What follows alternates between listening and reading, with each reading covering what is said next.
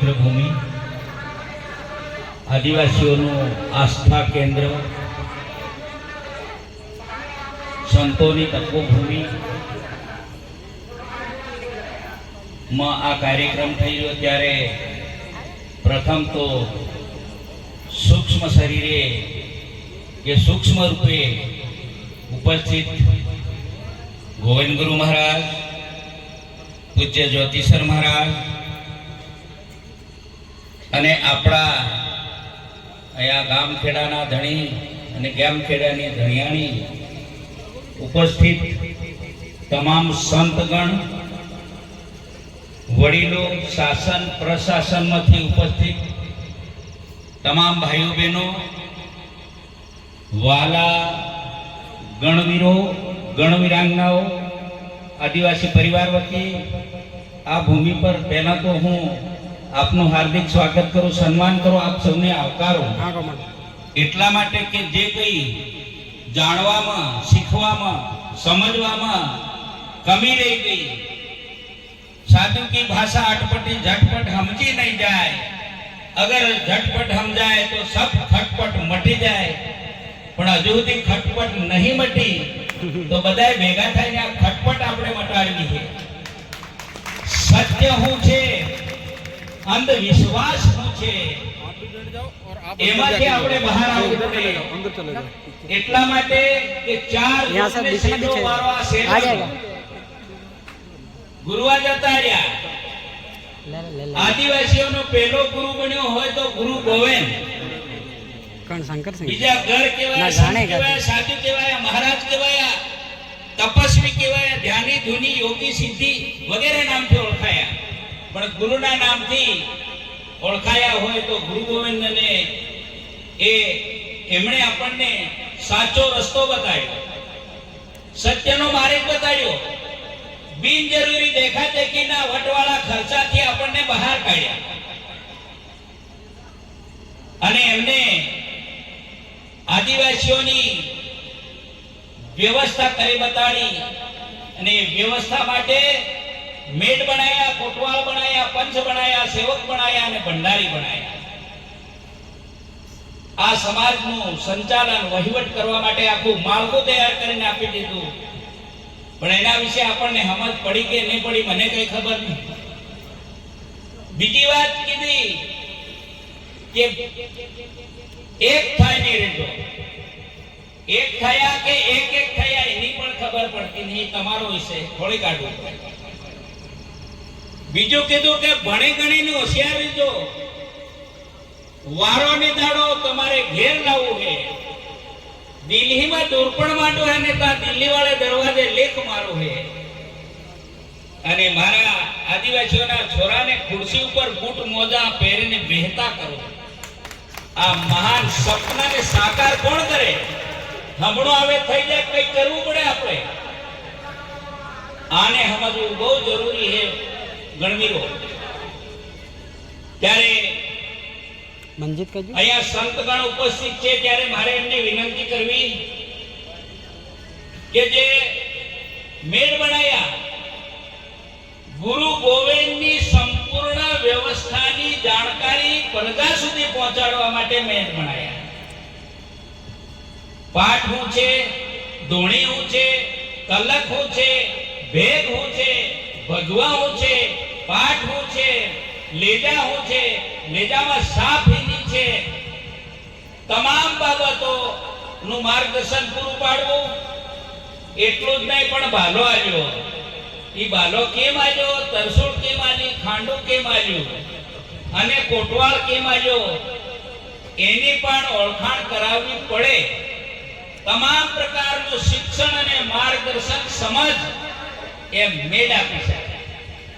સમાજ આપ્યા પછી એ સમાજનું કે કાયદાનું ઉલ્લંઘન નહીં કરે એટલા માટે કોટવાળ બનાવ્યા. બીજું કે ધોણીમાં છે કોઈ પણ ગામની અંદર ગમે તે બનાવ બને, ચાહે મેઘ વીજળીનો નિયાવ કરવો હોય, રોગનો નિયાવ કરવો હોય, સમાજનો કરવો હોય, કોઈ લડાઈ ઝઘડો, કઈ બોલાબોલી થઈ હોય એનો કાયદો કરવો હોય, કોઈ રોગ રપટા દુઃખ દળદરનો કઈ માંગ કરવી હોય તો દોડને ભેગા થજો અને બા નિયાવ કરજો. પોલીસ સ્ટેશન કે કોર્ટ કચેરીમાં જાતા નહીં હોય. ગુરુ ગોવિંદ કી જય. સંતો કને વાત હોય તો કોઈ વડીલ હોય તો કે આવજો. એ કોની હે ગુનેગારોની. અને મારી કુળના આદિવાસીઓ કોઈ ગુનો કોઈનો નહીં કરતા. એ કેવા હે કે ઝાડ પાસે દાંતણની જરૂર હોય તેને હાથ જોડીને માંગે એના મંત્ર હે. મતલબ એના ઝાડને કેવું પડે કે મારે જરૂર પડી હે દાંતણની. એક વેદ દાંતણ મારે તમારી કંઠી લેવું હે માંગી લે. ઝાડ પાસે પણ લૂંટતા નથી. એનું નામ આદિવાસી. કોઈ પણ જરૂરિયાત થાય કોઈ પણ ભાઈને તો બધા લાહ એટલે હલમુકે ઈ કરીને એનું કામ પૂરું કરી દે. કેમ કે એને ખર્ચો નહીં થાય. આ એકતાની વાત પણ શીખવાડી ગયા અને એ એકતા માટે કહી ગયા કે એકતા કાયમ રાખજો. આ વાતને ઠોસ આપણે એટલા માટે સમજવી છે કે જથ્થા વગર નહીં જીતાય. એક બાર પંથમાં જતા રે હારા બારે થઈ ગયા વગર સમજના. બીજા અહીં દુકાને વેપાર કર્યો, બીજે અહીં કર્યો, બીજે જ્યાં બાળેતા વેપાર કરતા ત્યાં જાના તાના થઈ ગયા, જિંદગી બની ગયા. માટે એકડાની જરૂર પડી. ચાર જો છેલ્લા વારાનો જે વારો હે કોનો હે આદિવાસીનો. અને આ વારો વર્તવા આ વારામાં જીતવા માટે એક થવું પડે. તો એનો નામ હે વૈચારિક એકીકરણ. વિચારોથી એક થવું. આપો આ ભેગા થયા હે, એક થયા નહીં. પણ આ સાધુ સંતો વાત કરે એ બધી વાત તમને ગળે ઉતરી જાય. એની વાતનો અમલ કરો તો વૈચારિક એકીકરણ 100% થઈ જાય. તો વૈચારિક એકીકરણ થાય તો આપણે એક થયા એમ કહેવાય.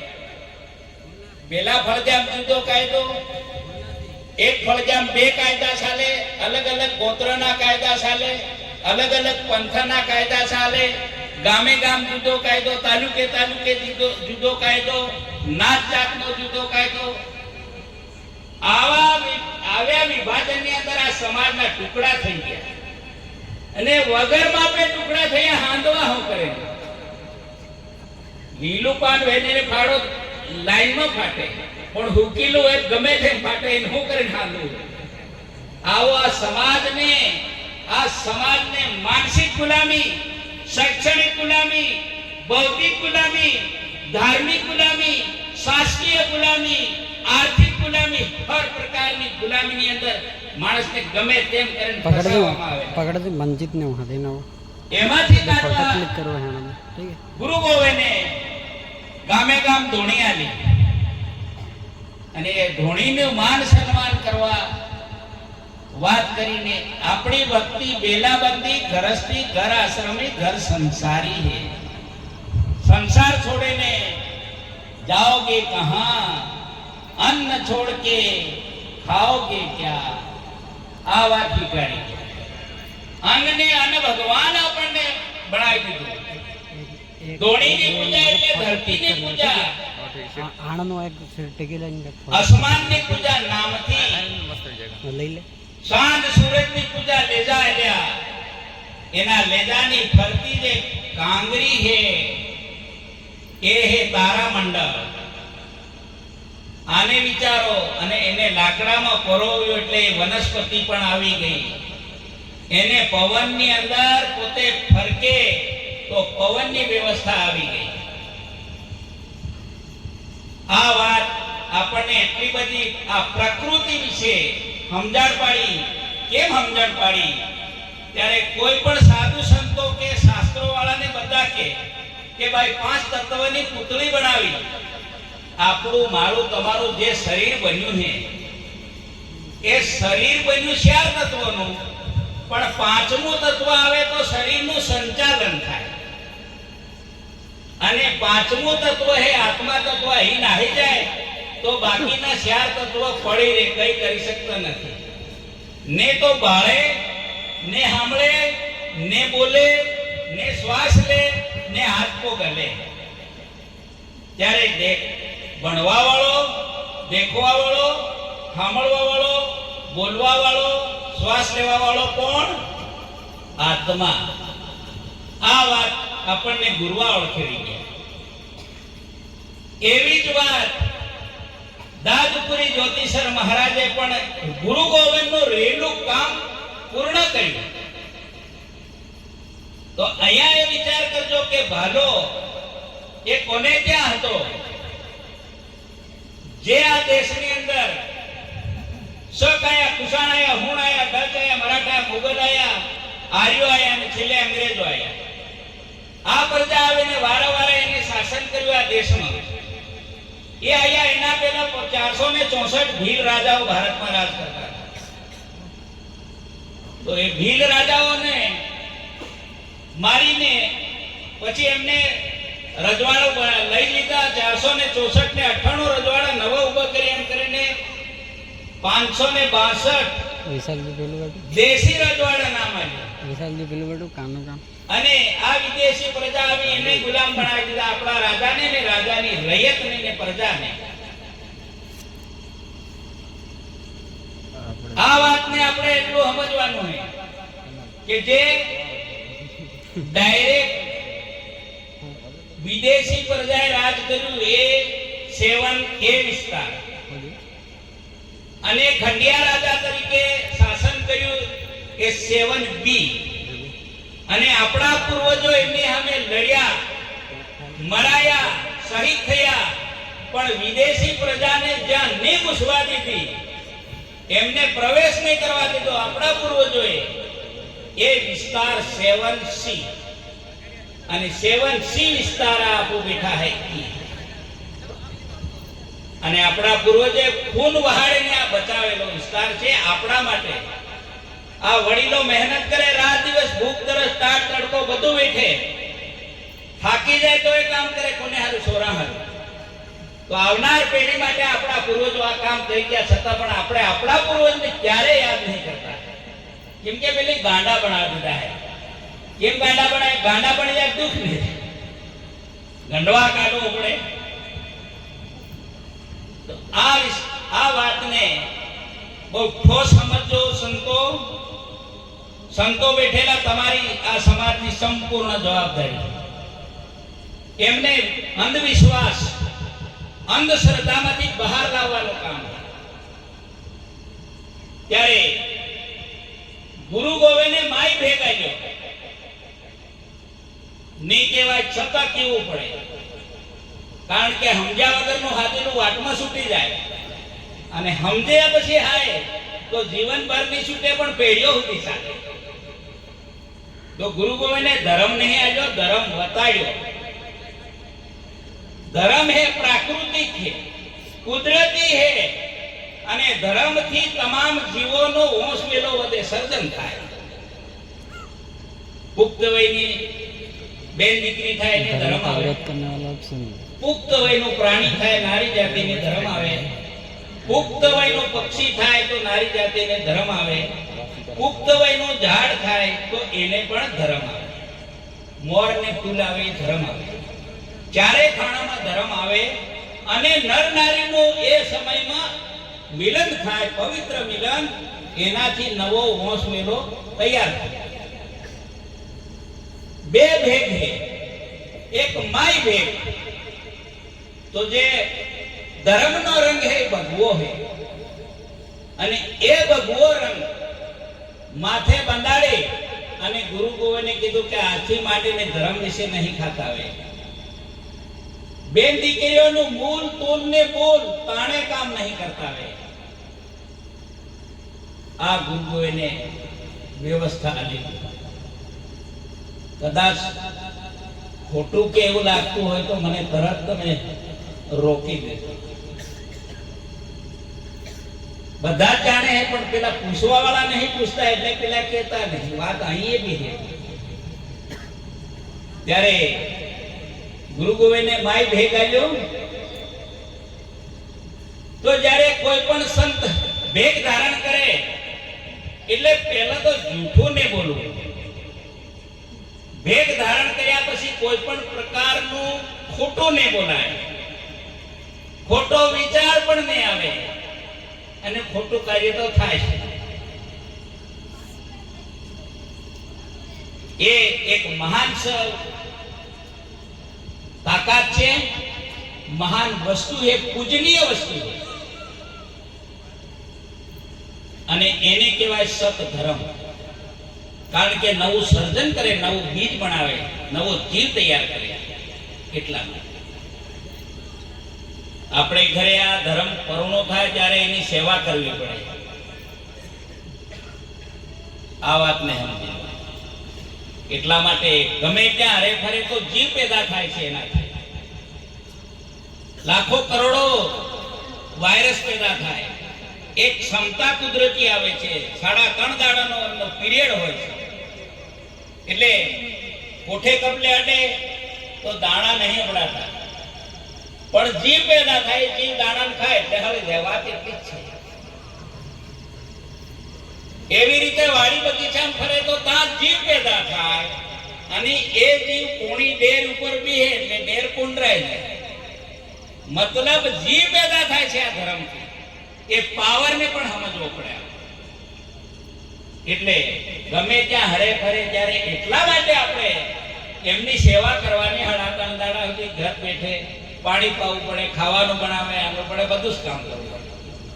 બાકીના 1 મહિનાના 26 દાડા તો આપણી સેવા કરે જ છે.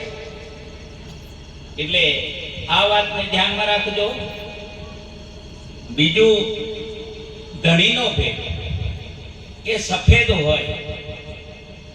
પ્રાણીમાં, પક્ષીમાં, મનખમાં, ઝાડમાં હર જગ્યાએ બીજ છે,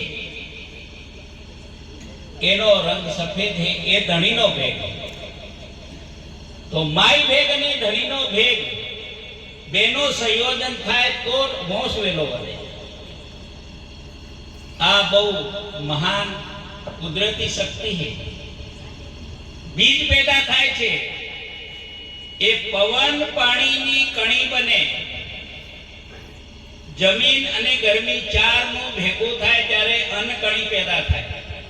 અને અન્ન કણી ખાવાથી માણસમાં, પશુમાં, પક્ષીમાં બીજ પેદા થાય. ત્યારે સંતોને વિનંતી એ કરું કે કોઈ આ ભોજન સમારંભ કર્યો, એક પણ સૂકાનો દાણો ખાઈને ફેંકાય નહીં. કે ફેંકાય કેમ કે અન્ન ભગવાન હે.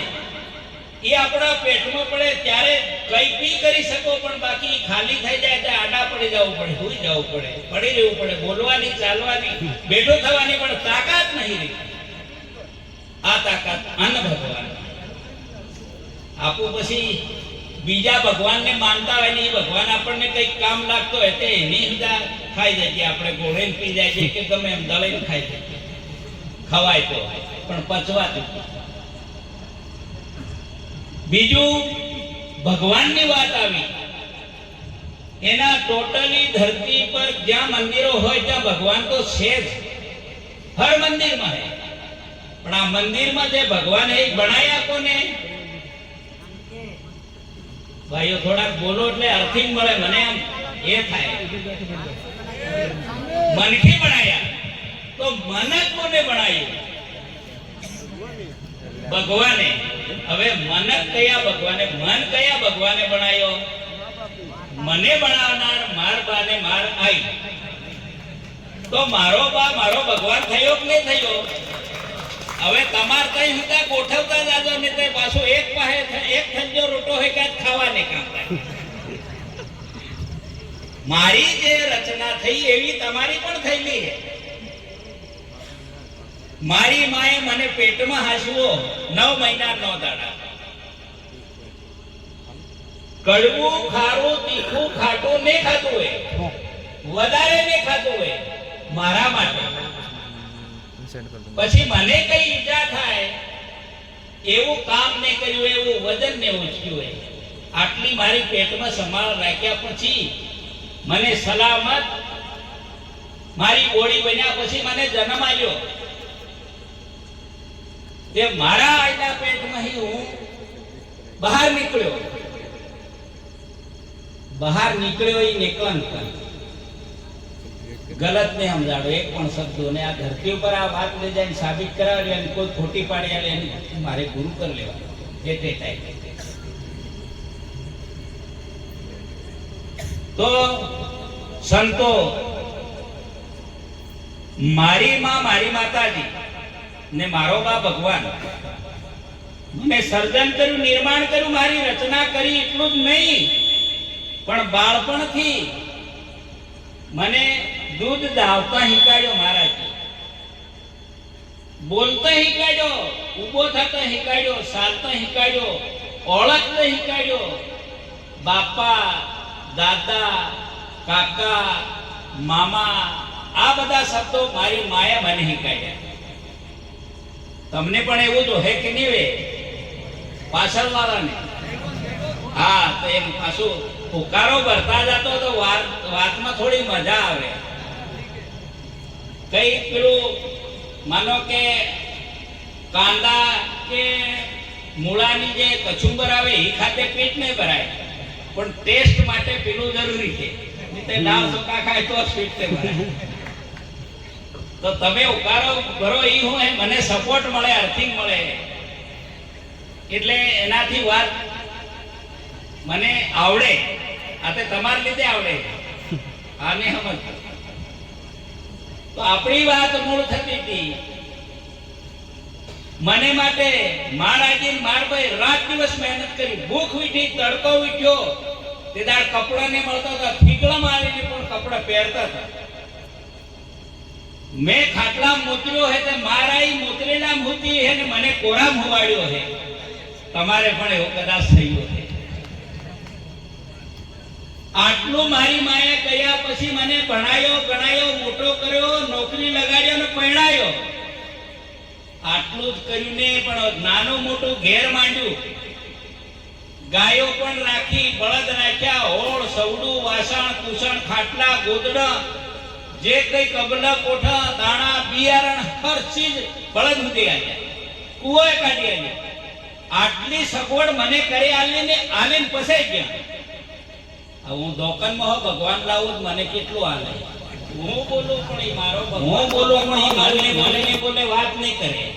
હું આરતી કરું, વધામણો કરું, કાલાવાલા કરું, દીવા કરું, કંકુ સોપડું, બધું કરું, પણ એ મને કઈ કરે. બરોબર? તો માણસનું બનાવેલું માનવ સર્જિત વ્યવસ્થા છે એ કદાચ ખોટી હોઈ શકે, અને જે કુદરતી સર્જન છે એ કદાપી ખોટું ના હોઈ શકે. બરાબર? મનખના બનાવેલા ને મનખ પૂજે તો મળે. હો એને ગોરખનાથે કીધું કે જીવતા નરને સેવીએ, જાગતા નરને. તો આપણે આ સત્સંગ કરીએ, વાતી કરીએ, છોરા ભણે, ગણે, વાંચે, બધું જ કરે. હું કા જાગવા કે હુવા? જાગવા. વિચાર કરો તો આખી રાત બિહીરો, 1 મહિના સુધી એમને બિહીરો, તો જાગ્યા કહેવાય કે નહીં કહેવાય? નહીં કહેવાય. બોલો. પણ તમે 1 કલાક સત્ય વાત સમજી લો તો જાગ્યા કે નહીં જાગ્યા? આ વાત છે. જે ભણે જાગે, જાગતની પાડીને હુકેલાના પાડા એમ ડોહા કહેતા હતા. બરોબર?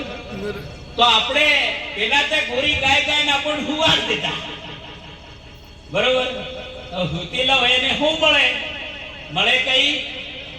તેમાં આપો રાત દન મજૂરી કરી કરીને થાકી ગયા. આ દેશની અંદર 12 કરોડ 70 લાખ માણસો રાત દિવસ મજૂરી કરે, ત્યારે બીજા મજૂરી જ નહીં કરતા.